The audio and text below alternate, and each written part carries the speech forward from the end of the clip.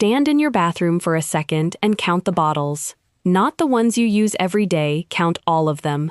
The half-squeezed tube of face wash wedged behind the faucet, the 3 shampoos lined up along the edge of the tub, the moisturizer with the pump that barely works anymore, the body wash you grabbed because it was on sale at Target, and somewhere underneath the sink, a graveyard of things you tried once and abandoned but never threw away. The average American has somewhere between 40 and 50 personal care products cycling through that one room at any given time, and according to the Bureau of Labor Statistics, spends roughly $1,700 a year keeping that shelf full. Chinese families have a fraction of those products in their bathrooms, and their skin, their hair, and their air are measurably better for it. They are not using some expensive alternative. They are using methods that are older than the companies selling you those bottles, some of them documented over 2,000 years ago in the earliest texts of traditional Chinese medicine. 12 of the products sitting in your bathroom right now were flagged by that system centuries before a Western lab ever got around to questioning them. And by the time you finish this video, you are going to look at that shelf very differently. The first one is the bottle your morning starts with, and the problem is hidden in a single word on the back label. Pick up whatever body wash or shower gel is sitting in your shower caddy right now and flip it around. Somewhere in the first 5 ingredients, you will find a compound called sodium lauryl sulfate. 42% of them had a measurable irritant reaction to SLS on a standard patch test. What SLS does is strip the lipid layer off the surface of your skin, which is the thin film of natural oils that acts as your body's primary moisture barrier. SLS patch application disrupted the skin's microbiota balance and significantly increased transepidermal water loss. In traditional Chinese medicine, the skin's protective barrier is understood through the concept of Yi, the defensive energy that flows along the body's surface. Disrupting it leaves the body open to what TCM calls external pathogenic factors: wind, cold, dampness, and heat that enter through weakened skin. Chinese households have used natural saponins for centuries, most notably from the fruit of the Huahua enser tree, the Chinese soapberry, whose shells contain 37% natural saponin, the highest concentration discovered in any plant. The berry produces a gentle lather that cleans without dissolving the lipid layer underneath. You have been scrubbing your skin's own defense system down the drain every morning, and the bottle you are doing it with was designed to foam, because foam is what makes you believe the product is working, even when the foam itself is what is causing the damage. The second product is the one you reach for right after the body wash, and the damage it does is invisible until it is not. That shampoo lathering through your hair right now contains many of the same sulfates, but it also contains something else. Diethanolamine, listed as DEA on the ingredient panel, is a foaming agent used in roughly 60% of commercial shampoos. The National Toxicology Program conducted a 2-year dermal study on DEA and found it caused liver and kidney tumors in laboratory mice. The FDA acknowledges that DEA-related ingredients can react with other cosmetic ingredients to form nitrosamines, which are compounds the International Agency for Research on Cancer classifies as probable human carcinogens. Found that 52 to 68% of DEA in hair products remains on the upper layers of the skin after exposure. In Chinese tradition, hair health is governed by the kidneys and nourished by the blood, a principle documented in the Huangda Niazheng. Chinese women during the Tang Dynasty, around 618 AD, began washing their hair with fermented rice water, a practice called ta, shua. The fermented starch water is rich in inositol, a compound modern researchers have confirmed helps repair damaged hair and reduce surface friction. You replaced a 1,400-year-old system that feeds the hair with a 60-year-old chemical that feeds a tumor risk, and the only reason you did it is because nobody ever showed you what was in the bottle. The third one is not a bottle at all. It is a small plastic stick with a cotton tip, and you have been pushing it into a place it was never designed to go. Cotton swab use was associated with earwax impaction, perforated eardrums, and external ear infections. The cotton tip does not extract wax. It compresses it deeper into the canal, packing it against the eardrum where it hardens over time. Chinese households have practiced a tradition called 2GR for centuries, a careful ear cleaning ritual using thin bamboo scoops with a small curved tip. The tool itself is called an ershao, and many Chinese families keep one in the bathroom drawer the way you keep a comb. You were given a tool that pushes the problem deeper and told it was hygiene. Chinese practice gave the same job a tool that lifts the problem out. The fourth one is pressed against the thinnest skin on your body for 8 straight hours every night, and the label says exactly what it is if you know how to read it. That moisturizer on your nightstand, the one you smooth across your face before bed, flip it over and look for the words petroleum, mineral oil, or paraffinum liquidum. These are petroleum derivatives, refined from the same crude oil that becomes gasoline and diesel fuel. They sit on the surface of your skin and form an occlusive film that blocks moisture from escaping, which feels like hydration, but is actually suffocation. It can be contaminated with polycyclic aromatic hydrocarbons, a class of compounds the National Toxicology Program lists as reasonably anticipated to be human carcinogens. The European Union requires full refining history documentation before allowing petroleum in cosmetics. The United States does not.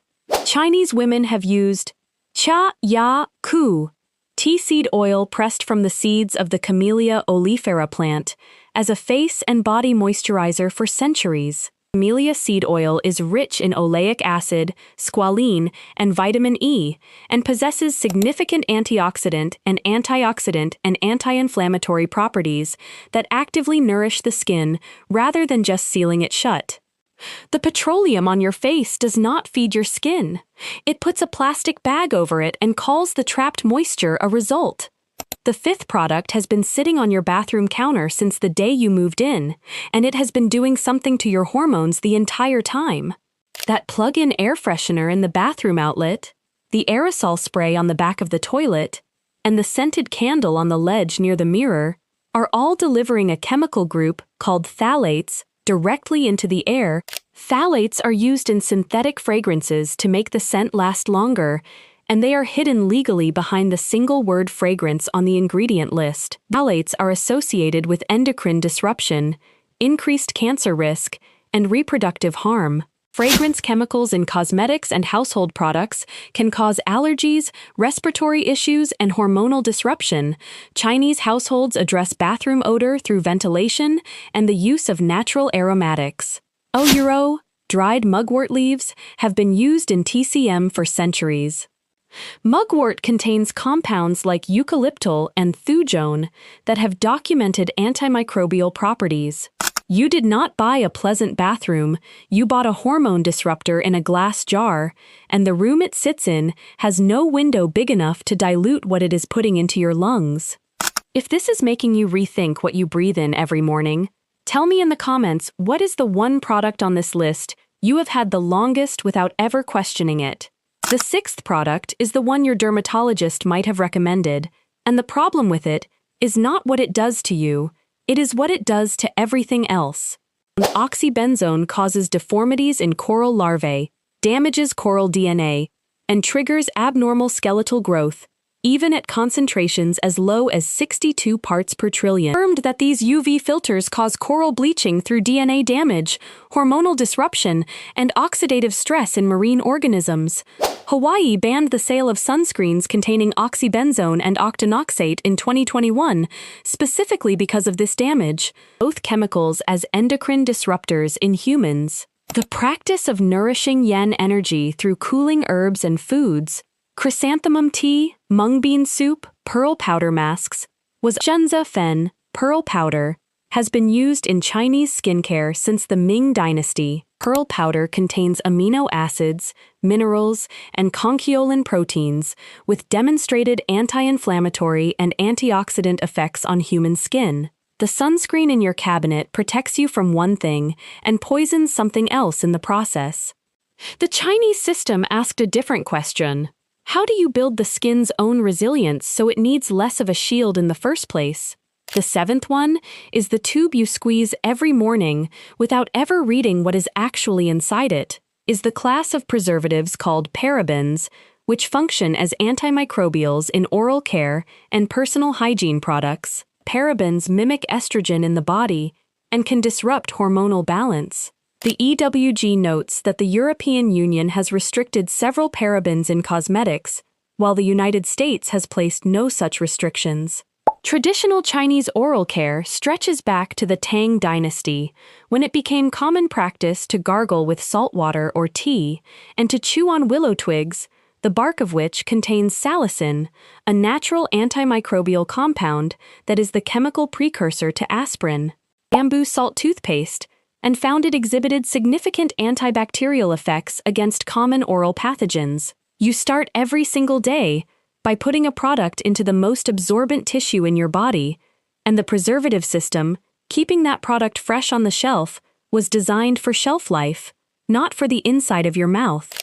The eighth product is in every American shower, and the damage it causes washes down your drain and into the ocean before you even finish rinsing. Those exfoliating face scrubs and body washes, with the tiny beads inside them, contain microplastics polyethylene spheres smaller than 5 millimeters. Microbeads are a significant contributor to global plastic pollution and have been found in marine organisms across every ocean. Chinese exfoliation tradition uses natural materials, most notably the sa, gua, lua square, the dried fiber of the loofah gourd. The loofah is a plant-based sponge that exfoliates dead skin through natural friction, biodegrades completely, and costs almost nothing to produce. You have been scrubbing your face with plastic and flushing it into the water supply, when the tool that does the same job was growing on a vine in a Chinese garden the entire time. The ninth one is what you roll under your arms every morning, and the ingredient doing the work is the same element that raised questions in breast tissue studies. Most American antiperspirants use aluminum compay, aluminum chlorohydrate, or aluminum zirconium to physically block sweat glands. Aluminum has demonstrated metalloestrogen properties, meaning it can mimic estrogen at the cellular level. Traditional Chinese medicine views sweating as a vital function of the body's detoxification system, governed by the lung and why blocking sweat was never considered a solution. Chinese households have used natural mineral alum stones, called mengfa, for centuries. Alum creates a thin antibacterial layer on the skin that neutralizes odor-causing bacteria without sealing the pore shut. You sealed your body's natural cooling and detoxification exit with a metal plug every morning and called it freshness. Chinese practice let the exit stay open and dealt with the smell at its source. The 10th product is the one you paint onto your nails every few weeks, and the room you do it in tells you exactly what you are breathing. Some nail polishes and hardeners contain formaldehyde, toluene, and dibutyl phthalate euro, a combination so notorious in the beauty industry, it earned the nickname the Toxic Trio. Formaldehyde is classified by IARC as a known human carcinogen. Toluene is a neurotoxin. The FDA permits formaldehyde in nail hardeners at concentrations up to 5%, provided shields are used to protect surrounding skin. A guideline almost no consumer has ever heard of, let alone followed. Chinese women have practiced nail tinting for centuries, using natural plant dyes, most commonly crushed balsam flower petals, called fang xi enhua, mixed with alum. The petals release a natural pigment called Laws-1 that bonds to keratin and stains the nail a soft orange-red, without a single synthetic chemical entering the bloodstream through the nail bed. You sit in a closed room and breathe a known carcinogen, so your nails can be a certain shade of red. Chinese women achieved the same color from a flower petal and a stone. The 11th product is the one doing the least of anything on your shelf, and it may be costing you the most.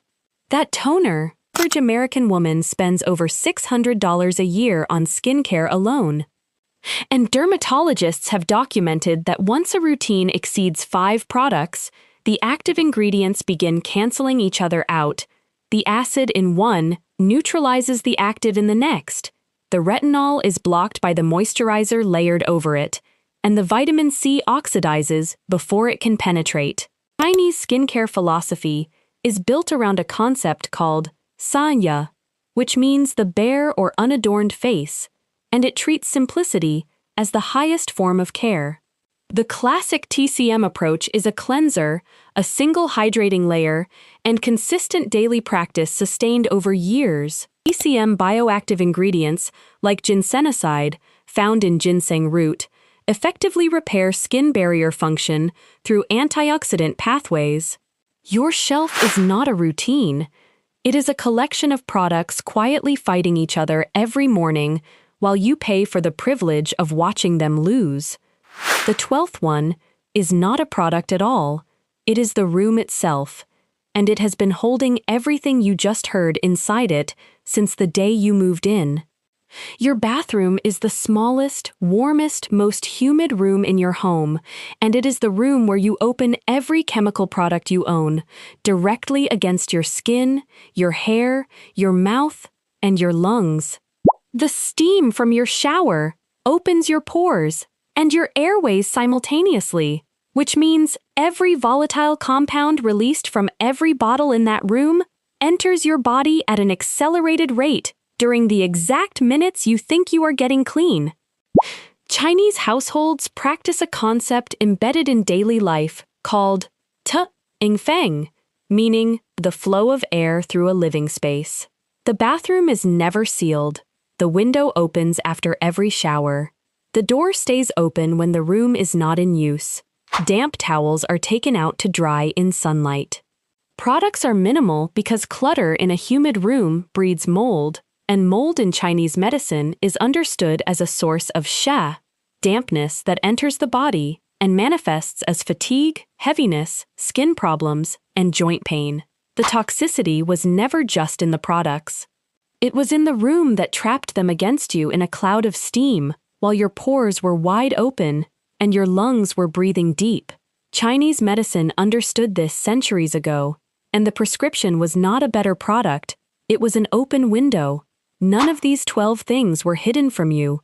Every chemical on every bottle is listed on the label. The studies are published. The EU restrictions are public record. The difference between the Chinese approach and the American one was never about access to information. It was about a fundamentally different question being asked. American personal care asks, what can I add to my body to fix a problem? Chinese tradition asks, what am I putting into my body that is creating the problem? One system sells you a new bottle for every symptom. The other opens a window, simplifies the shelf, and lets the body remember what it already knew how to do. You do not need to clear your bathroom tonight. Start with one product, the one that has been sitting there the longest without you ever turning it around and reading the back. Read it, and then decide if what is written there still belongs against your skin.